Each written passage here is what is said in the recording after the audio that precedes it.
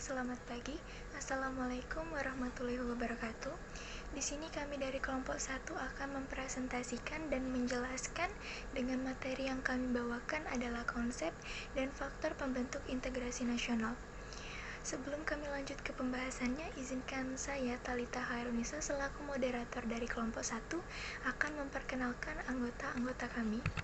Yang pertama ada Ahmad Ramzi Berlian, yang kedua ada Alika Rizky Novalea, yang ketiga ada Alia Nurfadila, yang keempat ada Dimas Pratama, yang kelima ada Indira Fitri Anisha, yang keenam ada Kirana Prinata Auralia, yang ketujuh ada M. Fauzi Akbar, yang kedelapan ada Miza Akilah, yang kesembilan ada Muhammad Wahyu Firmandana, yang kesepuluh ada Nazwa Sabira, yang ke-11 ada Raihan Kaisar Pradipta, dan yang terakhir adalah saya sendiri, Talitha Khairunisa.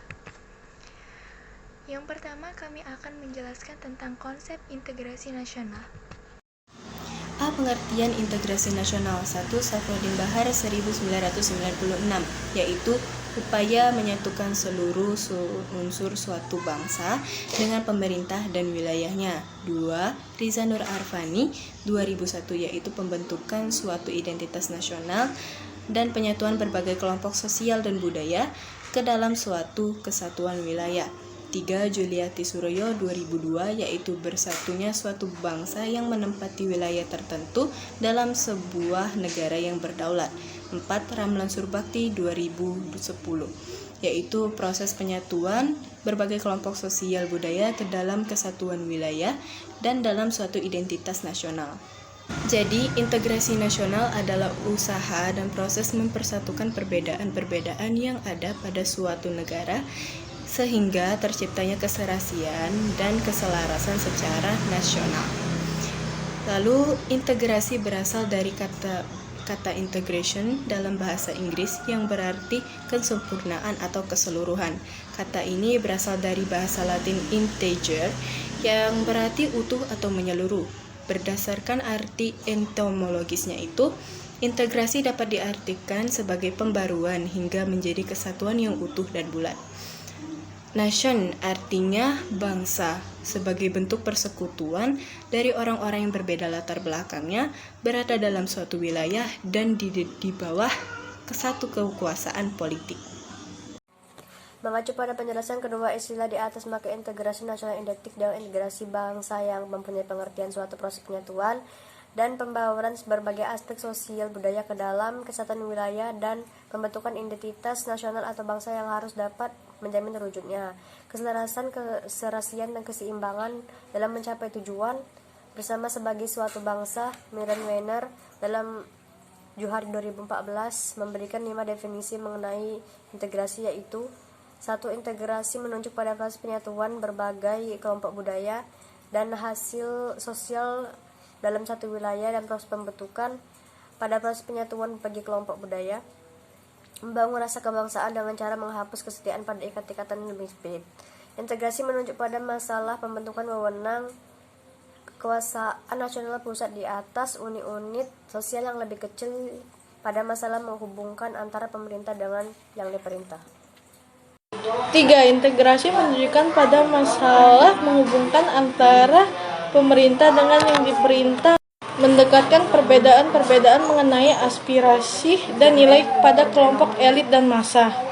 4. Integrasi menunjukkan pada adanya konsensus terhadap nilai yang minimum yang diperlukan dalam memelihara tertib sosial.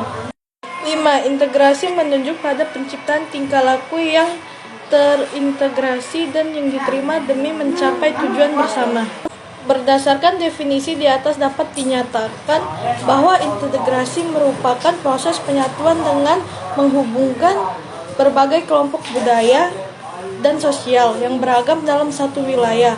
Kemudian dibentuk suatu wewenang kekuasaan nasional pusat yang kemudian bertujuan untuk membangun rasa kebangsaan dengan cara menghapus kesetiaan dan ikatan-ikatan yang lebih sempit.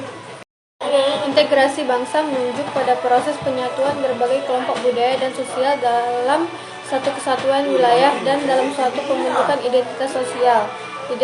Integrasi wilayah menunjuk pada masalah pembentukan wewenang kekuasaan nasional pusat di atas unit-unit sosial yang lebih kecil yang beranggotakan kelompok-kelompok sosial budaya masyarakat tertentu. Integrasi elit massa menunjukkan pada masalah perhubungan antara pemerintah dengan yang diperintah, mendekatkan perbedaan-perbedaan mengenai aspirasi dan nilai pada kelompok elit dan massa.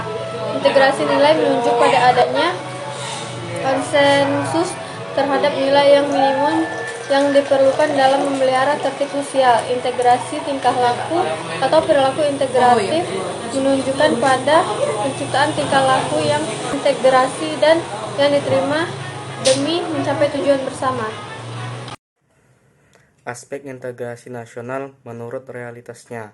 Menurut Suroyo dalam Nurwardani dan kawan-kawan pada tahun 2016 halaman 60-62, integrasi nasional mencerminkan proses persatuan orang-orang dari berbagai wilayah yang berbeda atau memiliki berbagai perbedaan, baik etnisitas, sosial budaya, atau latar belakang ekonomi, menjadi satu bangsa terutama karena pengalaman sejarah dan politik yang relatif sama.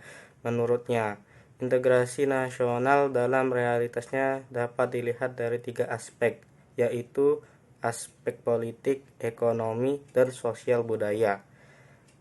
A. Integritas politik. Dalam tataran integrasi politik terdapat dimensi vertikal dan horizontal. Dimensi yang bersifat vertikal menyangkut hubungan elit dan massa, baik antara elit politik dengan massa pengikut atau antara penguasa dan rakyat guna menjembatani celah perbedaan dalam rangka pengembangan proses politik yang partisipatif. Dimensi horizontal menyangkut hubungan yang berkaitan dengan masalah teritorial, antar daerah, antar suku, umat beragama, dan golongan masyarakat Indonesia. B. Integrasi ekonomi. Integrasi ekonomi berarti terjadinya saling ketergantungan antara daerah dalam upaya memenuhi kebutuhan hidup rakyat. Adanya saling ketergantungan menjadikan wilayah dan orang-orang dari berbagai latar belakang akan mengadakan kerjasama yang saling menguntungkan dan sinergis. Di sisi lain, integrasi ekonomi adalah penghapusan atau pencabutan hambatan-hambatan antar daerah yang memungkinkan ketidaklancaran hubungan antar keduanya. Misal peraturan, norma dan prosedur dan pembuatan aturan bersama yang mampu menciptakan keterpaduan di bidang ekonomi. Tujuan utama dalam pembentukan integrasi ekonomi adalah memadukan pasar untuk meningkatkan volume perdagangan dan kerjasama dalam bidang ekonomi, yang nantinya bertujuan untuk meningkatkan pertumbuhan ekonomi dan kesejahteraan di negara tersebut. Lebih dari itu, Flexman dalam Suryanata 2012 menjelaskan bahwa integrasi ekonomi juga untuk meningkatkan kompetisi yang sifatnya berpotensi untuk kemakmuran bersama. Integrasi sosial budaya. Integrasi ini merupakan proses penyesuaian unsur-unsur berbeda dalam masyarakat sehingga menjadi satu kesatuan. Unsur-unsur berbeda tersebut dapat meliputi ras, etnis, agama, bahasa, kebiasaan, sistem nilai, dan lain sebagainya. Integrasi sosial budaya juga merupakan kesediaan bersatu bagi kelompok-kelompok sosial budaya di masyarakat seperti suku, agama, dan ras.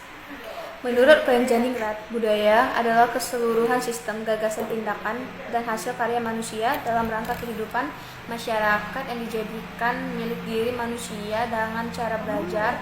Selanjutnya dinyatakan bahwa kebudayaan dengan memiliki 3 wujud. 1. Wujud kebudayaan sebagai kompleksitas dari ide-ide, gagasan, nilai-nilai, norma-norma, peraturan, dan sebagainya. 2. Wujud sebagai kebudayaan suatu kompleksitas aktivitas kelakuan berpola dari manusia dalam masyarakat. 3. Wujud kebudayaan sebagai benda-benda hasil karya manusia. Materi selanjutnya mengenai pentingnya integrasi nasional akan dibacakan dan dijelaskan oleh Dimas Pratama. B. Pentingnya integrasi nasional. Mewujudkan integrasi nasional merupakan harapan setiap negara. Sebuah negara yang dapat mewujudkan integrasi akan lebih mudah melakukan pembangunan nasional di berbagai bidang. Negara sudah tidak perlu lagi mengarahkan kekuatannya hanya untuk mengatasi berbagai konflik yang terjadi. Integrasi nasional menjadi penting di Indonesia, mengingat banyaknya keberagaman yang ada di Indonesia. Integrasi nasional sendiri dapat dimaknai sebagai satu cara atau proses untuk menyatukan berbagai perbedaan yang ada di sebuah negara, sehingga terciptanya keserasian serta kelarasan dalam hidup. Menurut Syarbani 2014, kesulitan mewujudkan integrasi disebabkan karena setiap bangsa selalu menyimpan potensi, yaitu potensi integrasi dan potensi konflik. Potensi integrasi meliputi persamaan kepentingan, kebutuhan untuk bekerja sama, serta konsensus terhadap nilai-nilai. Potensi konflik meliputi berbagai perbedaan-perbedaan seperti suku bangsa, agama, budaya, dan kepentingan. Kedua potensi tersebut harus dikelola dengan baik. Potensi integrasi harus ditingkatkan, sedangkan potensi konflik harus diredam. Yang kedua di sini ada faktor-faktor pembentuk integrasi nasional. Gaya politik kepemimpinan. Gaya politik para pemimpin bangsa dapat menyatukan perbedaan-perbedaan di masyarakat. Hal itu dilakukan oleh pemimpin yang memiliki karismatik tinggi, dicintai rakyatnya, dan dianggap memiliki jasa besar bagi bangsa dan negaranya. Kita ambil contoh Mahatma Gandhi yang mampu mengembangkan integrasi nasional di India. Kesempatan pembangunan ekonomi. Pemerataan pembangunan ekonomi merupakan salah satu cara agar integrasi bangsa dapat tercapai. Catatan sejarah menunjukkan bahwa adanya ketimpangan pembangunan ekonomi dapat menyebabkan disintegrasi bangsa. Kesenjangan atau ketimpangan yang terjadi akan membuat orang-orang merasa dirugikan. Mereka yang merasa hidupnya miskin akan sulit untuk mau bersatu dengan mereka yang diuntungkan secara tidak adil. Oleh sebab itu, dengan pembangunan ekonomi yang merata, hubungan dan integrasi antar masyarakat akan semakin mudah dicapai. Kekuatan lembaga-lembaga politik. Lembaga politik dapat menjadi sarana pemersatu berbagai komponen bangsa. Hal itu dapat dilakukan dengan cara menciptakan sistem pelayanan yang sama, baik dan diterima oleh masyarakat yang beragam. Masyarakat pun pada akhirnya akan bersatu dalam satu sistem pelayanan. Rasa senasib dan seperjuangan. Faktor-faktor pembentuk integrasi nasional yang paling utama adalah perasaan senasib dan seperjuangan. Sebagai contoh, rasa tersebut dahulu muncul ketika masa penjajahan, di mana warga Indonesia seluruhnya bersatu untuk merdeka. Keinginan tersebut karena dilandasi sebuah sama dan tidak peduli dengan suku, agama, serta golongan. Rasa cinta tanah air. Salah satu faktor yang mempengaruhi integrasi nasional adalah rasa cinta tanah air di kalangan bangsa Indonesia. Hal ini dapat dibuktikan ketika masa perjuangan untuk merebut, menegakkan, serta mengisi kemerdekaan Republik Indonesia hingga masa kini. Ingin bersatu, budaya gotong royong. Selain itu, faktor-faktor pembentuk integrasi nasional lainnya adalah budaya gotong royong dan rasa ingin bersatu. Budaya gotong royong sendiri adalah ciri khas kepribadian bangsa Indonesia yang secara turun-temurun tetap dijaga dan dipertahankan hingga saat ini. Satu di antara banyak peristiwa yang menunjukkan sebuah keinginan masyarakat Indonesia untuk bersatu, yaitu Sumpah Pemuda pasca 28 Oktober 1928. Seluruh rakyat Indonesia ingin bersatu di dalam semangat perjuangan yang sama, tentunya sebuah cita-cita nasional. Antisipasi dari ancaman luar atau asing. Adanya ancaman dari luar dapat menciptakan integrasi dalam masyarakat. Kesamaan musuh akan membuat masyarakat bersatu di tengah perbedaan suku, agama, dan ras. Ada berbagai bentuk ancaman dari pihak asing tersebut, seperti upaya pengambilan wilayah atau pulau paling luar di Indonesia.